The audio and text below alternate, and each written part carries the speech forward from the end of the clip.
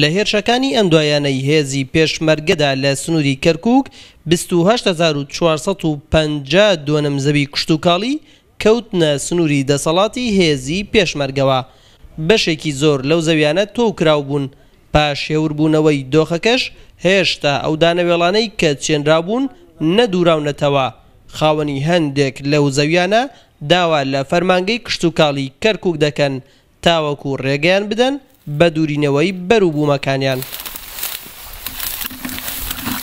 هەندێک لەو خاوەن زەویانە ئێستاکە دێن سەردانیمان دەکەن بۆ ئەوەی ئەوانە بدورێنەوە، بەڵام ئەمە پەیوەندی بە لایەنە ئەمنیەکانەوەی ئێمە ناتوانین لەم بارۆ هیچ بڕیارێک بدەین. ئێمە ئەوە حەفرە سنووری بە وتەی بەرپرسانی هێزی پێشمەرگە بەشێک لەو زەویانە لەلایەن داعشەوە تۆکرابوو، بەشێکی دیکەشیان لەلایەن خەڵکی ناوچەکەوە، بەڵام بەهۆی ئەوەی دیار نییە کام لەو زەویانە لەلایەن داعشەوە تۆکراو بوو، بۆیە هێزی پێشمەرگە ناتوانن بیدورنەوە، چونکە بەوتەی خۆیان ئەوان پارێزەری هەموانن و دەست بۆ ماڵی خەڵکی نابن، بەڵێنی پاراستنیشی دەدەن.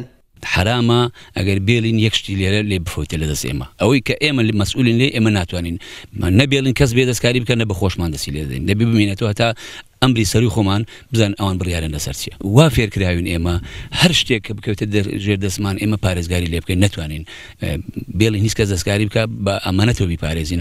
بەهۆی بردومانە دوور بە دوورەکانی داعش تەنها لە سنووری داقوق 500 دۆنم گەنم و جۆی کوردانی کاکەی سوتاوە.